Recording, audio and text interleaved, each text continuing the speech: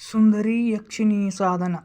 ರಾತ್ರಿ ದ್ವಿತೀಯ ಪ್ರಹರದಲ್ಲಿ ಈ ಯಕ್ಷಿಣಿಯನ್ನು ಸಿದ್ಧಿ ಮಾಡಿಕೊಳ್ಳಬೇಕಾಗುತ್ತದೆ. ನಿಗದಿತ ಸಮಯಕ್ಕೆ ಸ್ಮಶಾನಕ್ಕೆ ಹೋಗಿ ಅಸ್ಥಿಗಳ ಮೇಲೆ ಕುಳಿತು ಈ ಸಾಧನೆ ಮಾಡಬೇಕು. ಶವದ ಚಿತೆಯ ಮೇಲೆ ಬೇಯಿಸಿದ ಅನ್ನವನ್ನು ಯಕ್ಷಿಣಿಗೆ ಬಲಿಯಾಗಿ ಕೊಡಬೇಕು. ಯಕ್ಷಿಣಿ ಪ್ರಸನ್ನಳಾದಾಗ ತಾನೇ ಪ್ರತ್ಯಕ್ಷವಾಗಿ ಬಲಿಯನ್ನು ಸ್ವೀಕರಿಸಿ ಭಕ್ಷಣೆ ಮಾಡುತ್ತಾಳೆ.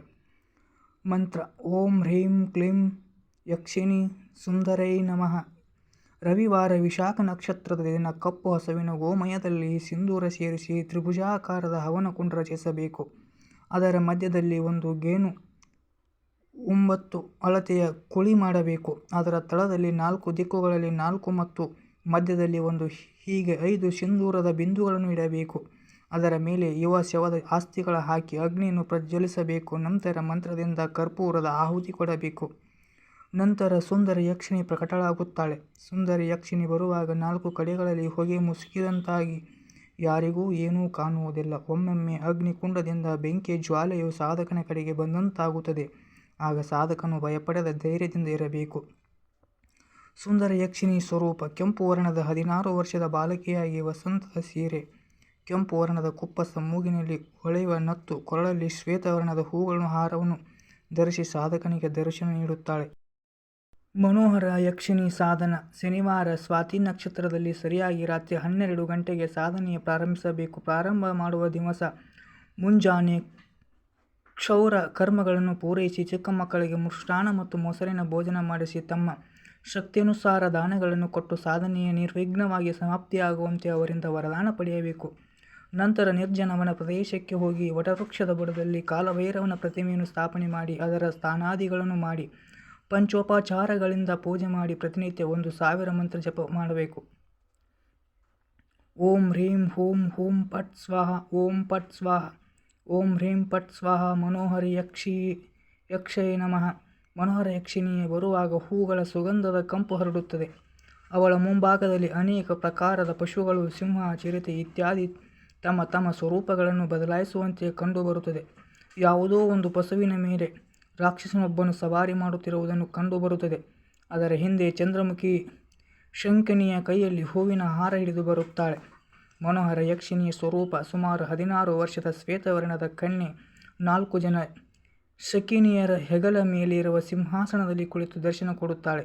ಕಂಠದಲ್ಲಿ ಹೂಗಳ ಹಾರ, ಕೈಯಲ್ಲಿ ಕಮಲ ಪುಷ್ಪ, ಶಿರದಲ್ಲಿ ಸಿಂಧೂರ ಧರಿಸಿರುತ್ತಾಳೆ.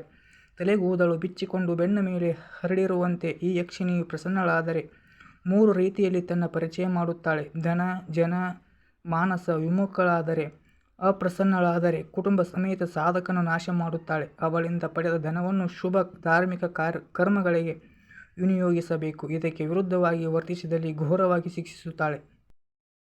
ಮನಸ್ಸು ಶಾಂತವಾಗಿಡುತ್ತಾಳೆ. ಯಾವುದೇ ಇಚ್ಛೆ ಪ್ರಕಟಗೊಳ್ಳದಂತೆ ನೋಡಿಕೊಳ್ಳುತ್ತಾಳೆ. ಅವಶ್ಯಕ ಕಾರ್ಯಗಳನ್ನು ಶೀಘ್ರವಾಗಿ ನೆರವೇರಿಸುತ್ತಾಳೆ. ಸಾಧಕನು ನಿರ್ಭೀತರಾಗಿರುವಂತೆ ಮಾಡುತ್ತಾಳೆ. 4ನೇಯದು ಕನಕ ಯಕ್ಷಿಣಿ ಸಾಧನ. ಈ ಸಾಧನೆಯ ರಾತ್ರಿಯ ವೇಳೆ 1 ಗಂಟೆಗೆ ನಿರ್ಜನ ಪ್ರದೇಶದಲ್ಲಿ ಪ್ರಾರಂಭಿಸಬೇಕು. ಮಂತ್ರ: ಓಂ ಹ್ರೀಂ ಕನಕ ಕ್ಲೀಂ ಯಕ್ಷಿಣಿ ನಮಃ. ಓಂ ಹೂಂ ಕುರು ಟ ಟ ಸ್ವಾಹ. ಓಂ ಕ್ಲಂ ಪಟ್ಟೆ ಸ್ವಾಹ.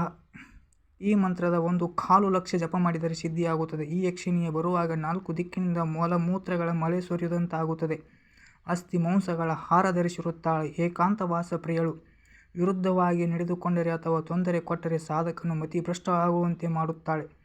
ಕನಕ ಯಕ್ಷಿಣಿ ಸ್ವರೂಪ: 60 ವರ್ಷದ ವೃದ್ಧೆಯ ತಲೆ ತುಂಬ ಬಿಳಿ ಕೂದಲು, ಕೈಕಾಲುಗಳು ಎಲುಬುಗಳು ಒಡೆದು ಕಾಣುತ್ತವೆ. ಬಾಯಲ್ಲಿ ಹಲ್ಲುಗಳಿಲ್ಲ. ಸಂಪೂರ್ಣ ಶರೀರ ನೆರಿಗೆಗಳಿಂದ ಕೂಡಿದೆ. ಶರೀರ ಎತ್ತರವಾಗಿದೆ. ಸಾಧಕನ ಹತ್ತಿರವಿರುವವರೆಗೂ ಅವನಿಗೆ ಯಾವುದೇ ಪ್ರಕಾರದ ಕಷ್ಟ ಬರದಂತೆ ನೋಡಿಕೊಳ್ಳುತ್ತಾಳೆ. ಹೋಗುವಾಗ ಅವನಿಗೆ ಅನೇಕ ಪ್ರಕಾರದ ದುಃಖಗಳನ್ನು ಕೊಟ್ಟು ಹೋಗುತ್ತಾಳೆ.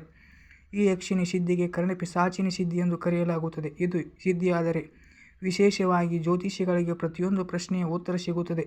ಈ ಯಕ್ಷಿಣಿ ಎಲ್ಲವನ್ನೂ ಕಿವಿಯಲ್ಲಿ ಹೇಳುತ್ತಾಳೆ.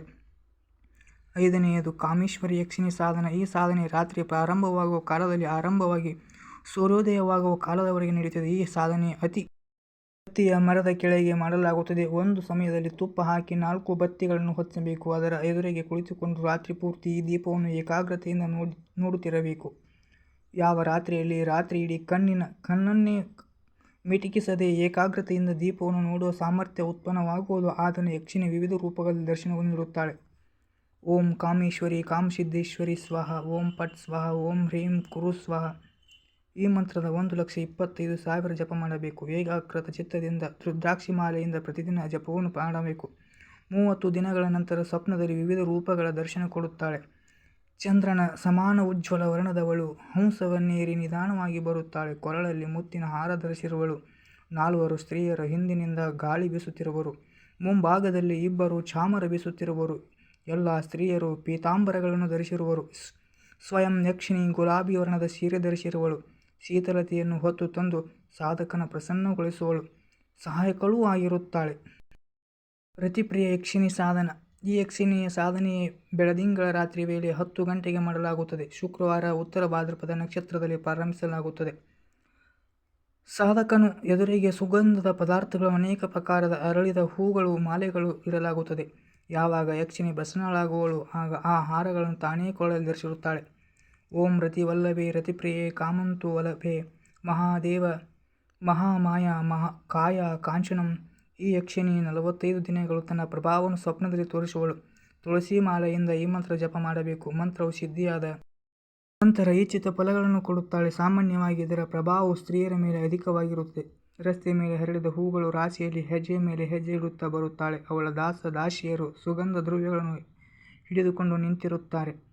ರತಿಪ್ರಿಯ ಯಕ್ಷಿಣಿ ಸ್ವರೂಪ. ಕೆಂಪು ವರ್ಣದ ಸುಂದರಿ, ಚಂದ್ರನಂತೆ ಮುಖವುಳ್ಳವಳು. ಅವಳು ನಾಜೂಕಾದ ಕೈಗಳು ಗಾಳಿಯ ಬೀಸುವಿಕೆಗೆ ಅಲುಗಾಡುತ್ತಿರುವಂತೆ ಕಂಡುಬರುತ್ತದೆ. ತಾನು ಉಪಾಸಕನಿಗೆ ಯಾವಾಗಲೂ ಮಗುಳುನಗುತ್ತಾ ದರ್ಶನ ಕೊಡುತ್ತಾಳೆ. ಈ ಸಾಧನೆ ಸಿದ್ಧಿಯಾದ ನಂತರ ಅತ್ಯಂತ ಕಟು ಸ್ವಭಾವದ ಸ್ತ್ರೀಯು ಸಾಧಕನ ವಶವರ್ತಿಯಾಗುತ್ತಾಳೆ. ಪದ್ಮಿನಿ ಯಕ್ಷಿಣಿ ಸಾಧನ. ಆಷಾಢ ಪೂರ್ಣಿಮಾ ಗುರುವಾರದಲ್ಲಿ ಸ್ವಾತಿ ನಕ್ಷತ್ರದಲ್ಲಿ ರಾತ್ರಿ ವೇಳೆ ಚತುರ್ಥ ಪ್ರಹರದಲ್ಲಿ ನಿರ್ಜನ ಪ್ರದೇಶದಲ್ಲಿ ಸಾಧನೆ ಮಾಡಲಾಗುತ್ತದೆ. ಅನಂಗವಲ್ಲಭೋ ದೇವಿ ಕಾಮಾರಿ ಪ್ರಿಯಾ ಸೇವಿಕಾ ನಮಸ್ತೆ ಪದ್ಮಿನಿ ಮಾಯಾ ಮಹಾಮಾಯ ನಮಸ್ಕೃತತ್ಯೆ. ಅಶ್ವತ್ಥ ವೃಕ್ಷದ ಕೆಳಗೆ ಬಟುಕನಾಥನ ಪ್ರತಿಮೆಯನ್ನು ಸ್ಥಾಪಿಸಿ ಕಂಚಿನ ಆಸನದ ಮೇಲೆ ಕುಳಿತು ದಕ್ಷಿಣದ ಕಡೆಗೆ ಮುಖ ಮಾಡಿ ಮಂತ್ರದ 1,25,000 ಜಪ ಮಾಡಬೇಕು. ಬರುವ ಮೊದಲು ತನ್ನ ಸ್ವರೂಪದ ಒಂದು ನೋಟವನ್ನು ತೋರಿಸಿ ಅಂತರ್ಧನಳಾಗುತ್ತಾಳೆ. ನಂತರ ಅನೇಕ ಪ್ರಕಾರದ ವಾದ್ಯಗಳ ಬಾರಿಸುವ ಶಬ್ದವು ಕೇಳಿಬರುತ್ತದೆ. ಅದರೊಂದಿಗೆ ನಿಬ್ಬಣ ಬಂದಂತೆ ಕಂಡುಬರುತ್ತದೆ. ಆಗ ಪದ್ಮಿನಿ ರೂಪಗಳು ಎಲ್ಲರಿಗೂ ಕಾಣಿಸುತ್ತದೆ.